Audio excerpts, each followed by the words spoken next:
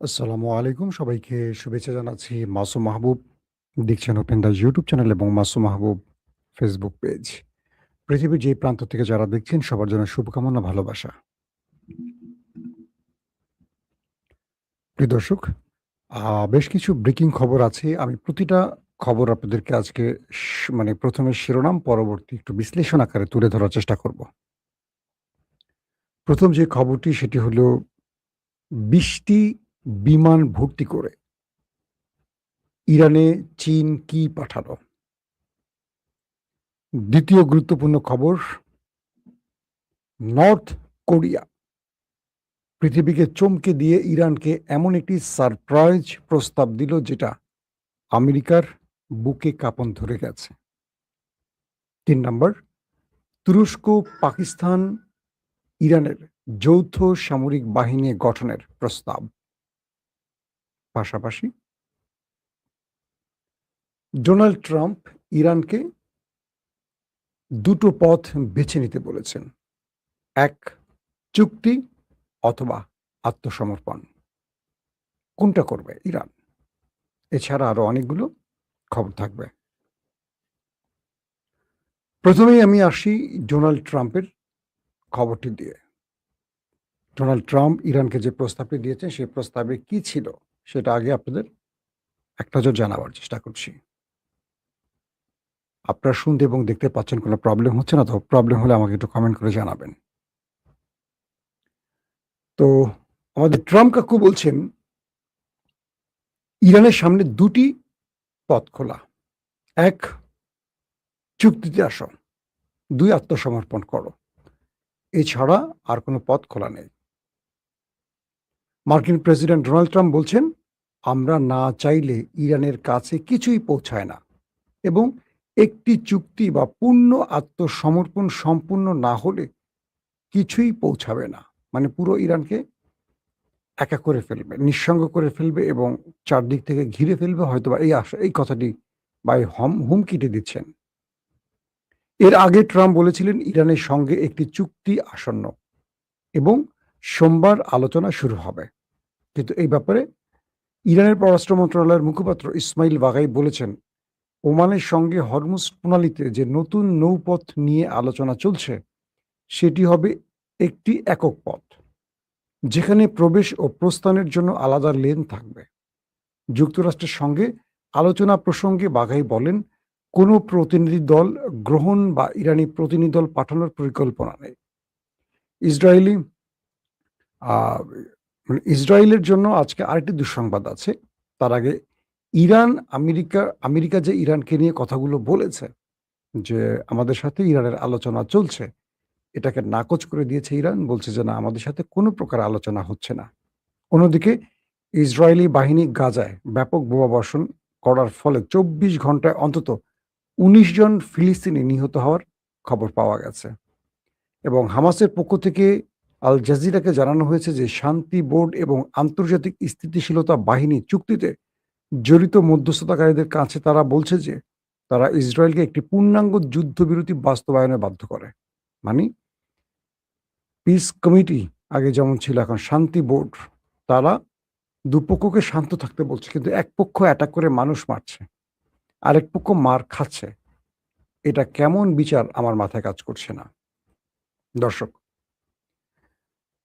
আহ দ্বিতীয় যে গুরুত্বপূর্ণ খবর সেটি হলো নর্থ কোরিয়া। তারা একটু অবাক করে দিয়েছে। তারা বলছে ইরান যে ঘোষণা দিয়েছে, তারা বা ইরানের মন্ত্রীরা বা ইরানের গুরুত্বপূর্ণ অফিসিয়ালরা বলছেন তাদের জনগণকে ২ বছরের জন্য সবাই প্রস্তুত থাকেন দুর্ভোগ পোহাবার জন্য। অর্থাৎ ইরান আমেরিকার সাথে একটা যুদ্ধে প্রায় ২ বছর লড়তে পারে সেই প্রস্তুতি নিয়ে মাঠে নামছে এবং ইরান বলছে এই ২ বছর আমেরিকা বা শত্রুর সাথে লড়াই করার জন্য মানসিক শক্তির সাথে আমাদের যে বিষয়টি প্রয়োজন সেটি হলো সামরিক শক্তি।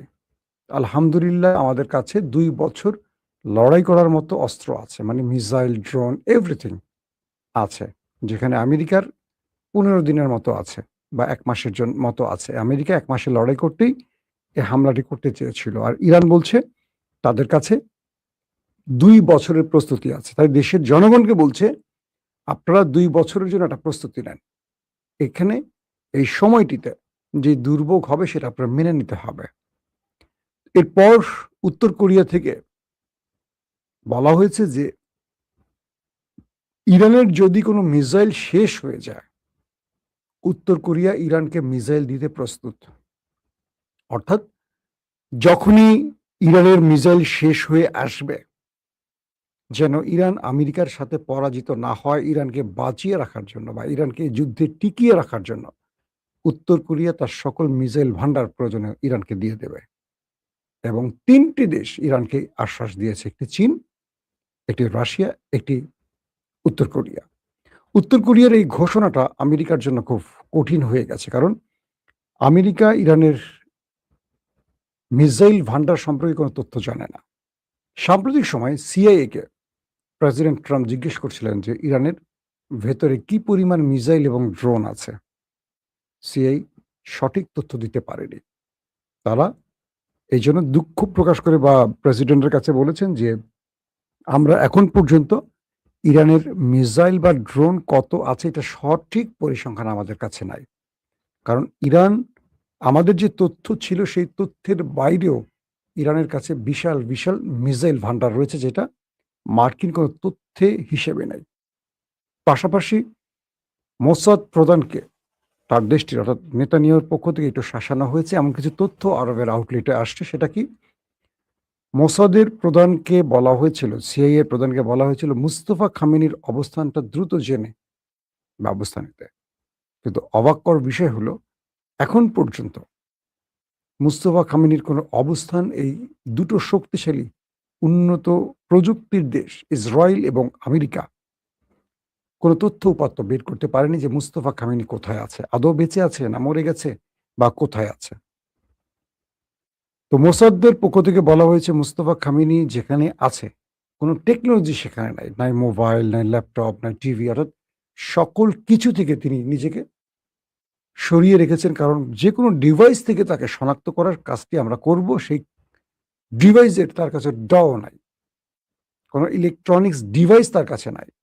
এবং তিনি নিজেকে এমনভাবে রাখছেন যে তিনি নির্দিষ্ট কয়েকজন লোকের মধ্যে সীমাবদ্ধ থাকেন এবং তার সাথে যাদের আসা যাওয়া বা আনাগোনা তাদের সম্পর্কেও ইরানের গুরুত্বপূর্ণ অফিসিয়ালরা জানেন না যে তিনি তার কাছে কারা, কারা যান বা কি। কারণ এর আগেও আলী খামেনি হত্যার পর ইরানের গুরুত্বপূর্ণ সামরিক অফিসার, গোয়েন্দা প্রধান, বিমান বাহিনী, নৌবাহিনী যে বাহিনীগুলো আছে তাদের প্রত্যেকটা প্রধানই আক্রান্ত হয়েছে।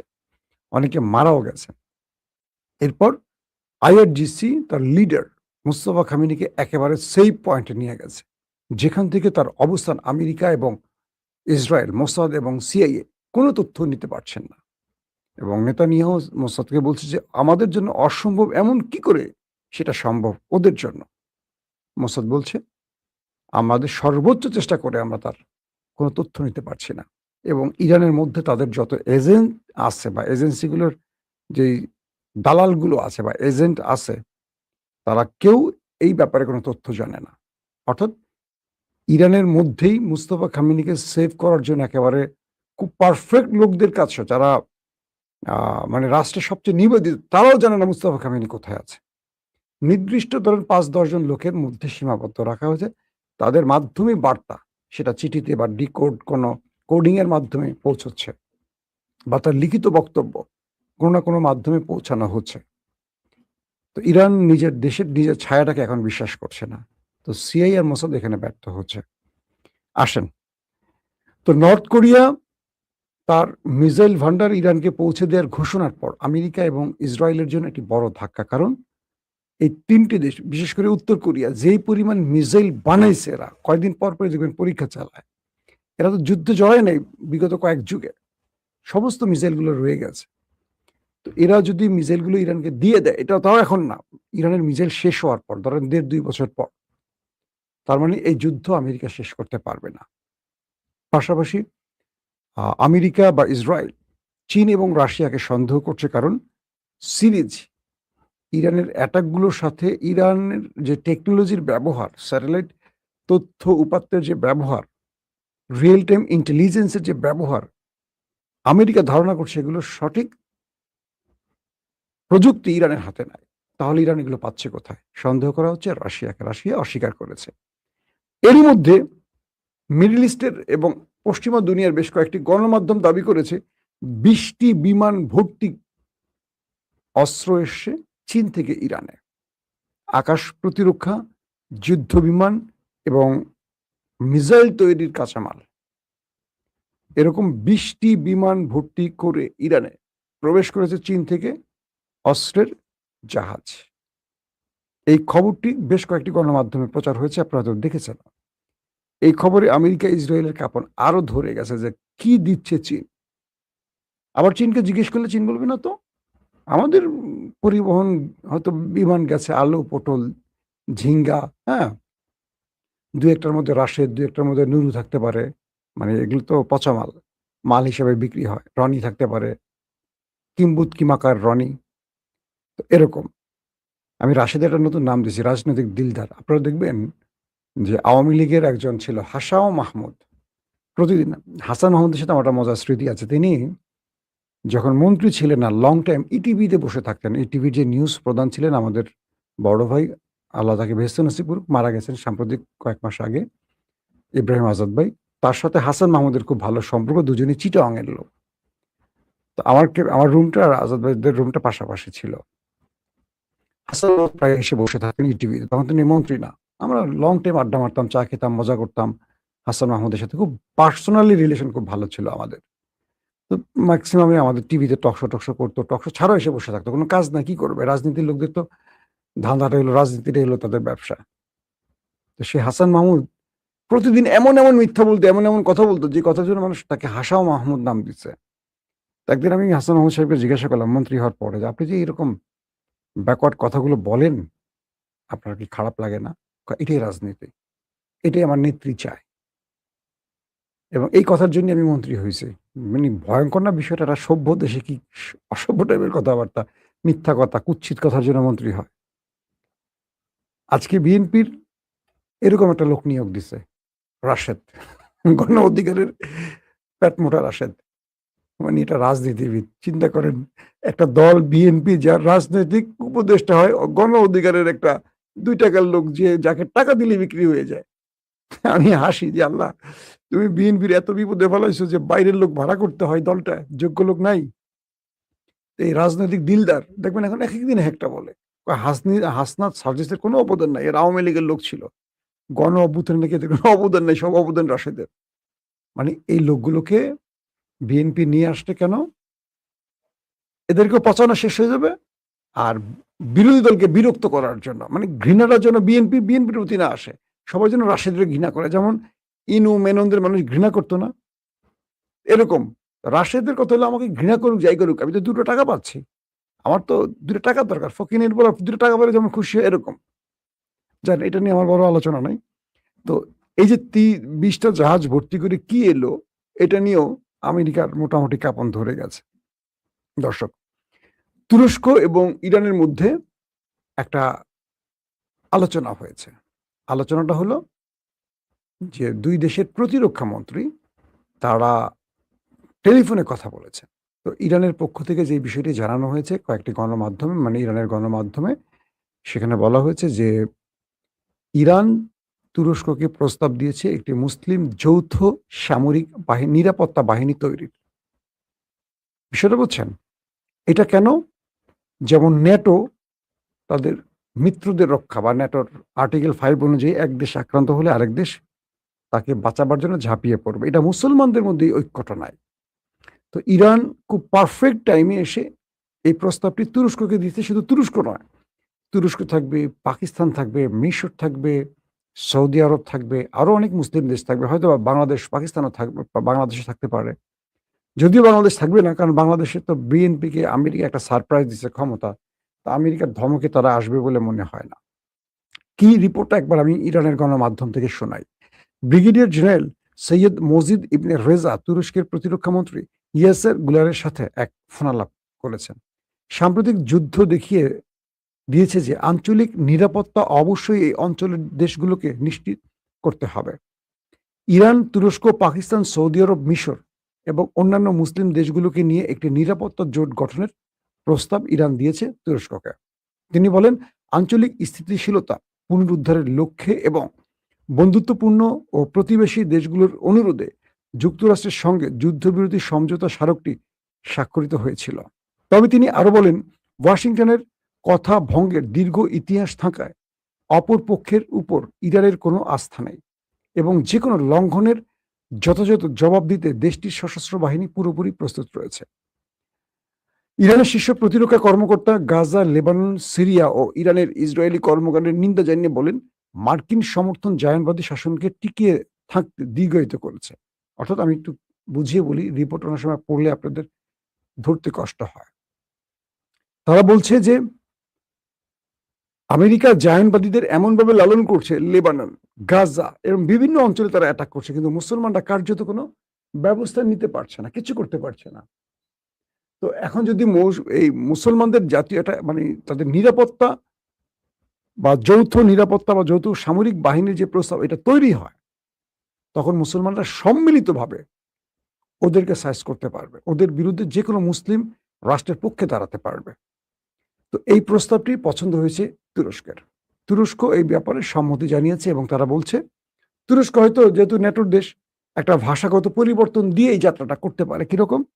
সন্ত্রাস বিরোধী চুক্তি। তুরস্ক বলবে এটা আমাদের প্রতিবেশী, যেহেতু আঞ্চলিক দেশ।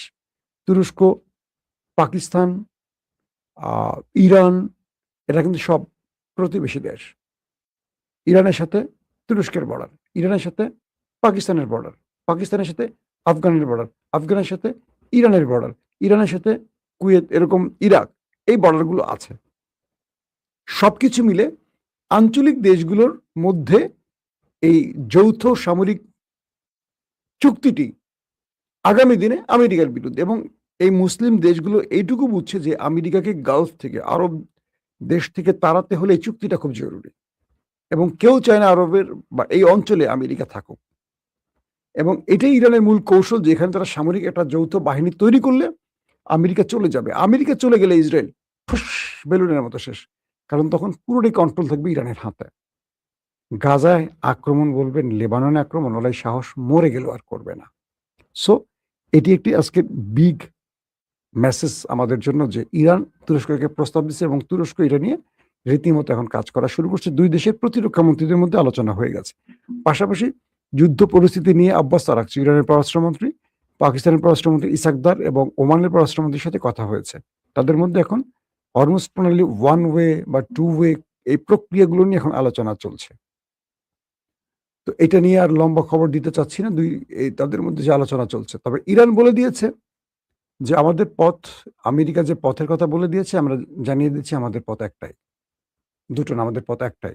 সেটা হলো আমেরিকাকে এই অঞ্চল থেকে ছেড়ে চলে যেতে হবে। হরমুজ আমাদের, হরমুজের সকল অধিকার ইরানের থাকবে। এই ব্যাপারে আমেরিকার কোনো সিদ্ধান্ত কখনো মেনে নেওয়া হয়নি, মেনে নেওয়া হবে না। কিন্তু এরই মধ্যে ইসরায়েলের সাথে আমেরিকার বিরোধ ছড়িয়ে পড়ছে। কি সেটা? হঠাৎ করে আক্রমণ করবে, আর ফিউ সেকেন্ড বা কি বলবো, আওয়ার, 1 ঘন্টা বা 2 ঘন্টা পর আমেরিকা আক্রমণে যাবে। এই সময় হঠাৎ করে বিভিন্ন দেশের চাপে পড়ে ট্রাম্প যুদ্ধ থেকে বেরিয়ে যাওয়ার ফলে অবাক হয়ে গেছে ইসরায়েল, কারণ ইসরায়েলও রেডি ছিল অ্যাটাকে যাওয়ার। ইসরায়েলের বক্তব্য হলো, ট্রাম্প তুমি আমার অনুমতি নিচ্ছ? তুমি আমাকে তো বলছো যুদ্ধের জন্য রেডি হইতে, আমি রেডি। তুমি নিজে একা সিদ্ধান্ত নিয়ে যুদ্ধ থেকে বেরিয়ে গেছো, এটা হয় নাকি? এখন ইসরায়েলের স্বপ্ন ভঙ্গ হয়ে গেছে। ইসরায়েল যে কোনোভাবে আমেরিকাকে দিয়ে ইরানকে শেষ করতে চায়। নিজে তো পারে না আমেরিকাকে দিয়ে, কিন্তু আমেরিকা বারবারই মাইনকে চিবায় পড়ে আটকে যায়। কেচকির মধ্যে ট্রাম্পের টুটু টুটু আটকে গেছে আর কি, টুটু টুটু। তো আমার ট্রাম্প কাকুরে নিয়ে আর কি বলবো, সে প্রতিদিনই হুমকি দেয়, নিজে আবার ভয় পালায়। বুঝছেন, এই দশা হলো আমার ট্রাম্প কাকু। ট্রাম্প কাকুর জন্য একটু বেশি বেশি দোয়া করবেন আপনারা। সে মানসিকভাবে খুব সুস্থ অবস্থায় নেই। ইমরান খানের খবরটা দিয়ে শুরু করতে চাই। আজকে মধ্যপ্রাচ্য কি বলে, যুক্তরাজ্যের কয়েকটি গণমাধ্যম দাবি করছে তারা, যে অবজারভার সহ আরো কয়েকটি গণমাধ্যম, যে তৃতীয় একটি আলোচনা বা লবিং গ্রুপ কাজ করছে আন্তর্জাতিকভাবে ইমরান খানের মুক্তির বিষয়ে আলোচনার জন্য। ইমরান খান প্রায় 3 বছর জেলে আছেন। তিনি 2018 থেকে 22 পর্যন্ত ক্ষমতায় ছিলেন। তারপর তাকে জেলে নেয়ার পর এখন পর্যন্ত স্টিল ৩ বছর তার জেলখানায় থাকা হয়ে গেছে এবং তার বিরুদ্ধে যে অভিযোগে জেলখানায় নেওয়া হয়েছে দুর্নীতির অভিযোগ, যে পাকিস্তানে তিনিই একমাত্র লোক যার বিরুদ্ধে ৳১ দুর্নীতির প্রমাণ হয়নি ক্ষমতা ছাড়ার পর। শুধু তাকে জেলে ঢোকানোর জন্য পাক সেনাবাহিনী তার বিরুদ্ধে কিছু ফেক মামলা করছে। যেমন বাংলাদেশে সবচেয়ে বড় চোরেরা মামলা করে। দেখবেন সবচেয়ে বড় চোরেরা ক্ষমতায় বসে চোরেরাই আবার মামলা করে।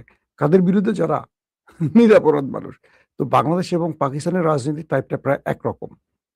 তো বলা হচ্ছে যে ইমরান খানের জন্য আলোচনা চলছে কারণ তার শারীরিক অবস্থা খুবই খারাপ। তার পরিবারের সাথে তার কোনো যোগাযোগ নাই। না সন্তান, না বোন, না কারো সাথে। এবং তাকে একটা অন্ধকার ঘরে রাখা হয়েছে। জুলফি বুখারী তার আন্তর্জাতিক সম্পাদক তিনি দাবি করছেন যে তাকে দ্রুত মানবিক কারণে হলেও তাকে বাঁচানোর জন্য হলেও মুক্তি দেয়া খুব জরুরি। কিন্তু আসিফ মনির তাকে নিয়ে ভয় পাচ্ছেন। কারণ এখন পর্যন্ত তাকে জেলে নেয়ার পর পাকিস্তান স্বাভাবিক হতে পারেনি। পাকিস্তানের রাজনীতি অস্থিতিশীল অবস্থার মধ্যে আছে। অর্থনীতির ১২টা বেজে গেছে। প্রতিটা জায়গায় পাকিস্তান এক অসন্তোষ আগ্নেয়গিরির মধ্যে আছে। আসিফ মনির তাকে বের করলে তাকে সামাল দিতে পারবেন কিনা এই টেনশনে আছে। কিন্তু সবার ঊর্ধ্বে হলো কাফতানের জীবন। কয়েদি নাম্বার ৮০৪ এর জীবন যদি না রক্ষা হয় এবং আল্লাহ না করুক কোনো কারণে তিনি জেলে যদি মারা যান, আসিফ মনির এই দেশ সামলাতে পারবেন না। হাজার, হাজার মানুষের প্রাণ চলে যাওয়ার শঙ্কা রয়েছে। তো যুক্তরাজ্যের গণমাধ্যমগুলো যে দাবিটি করছে, শিগগিরই ইমরান খান মুক্তি পেতে পারেন এমন আলোচনা চলছে ভেতরে, ভেতরে। আমরাও আশা রাখতে চাই যেন এমন কিছু একটা ঘটে। নতুবা পাকিস্তান যে অবস্থা চলছে, এই অবস্থাটা আসলে বেশিদিন চলতে দিলে এই মুসলিম রাষ্ট্রটা ধ্বংস হয়ে যাবে। আল্লাহ হাফেজ।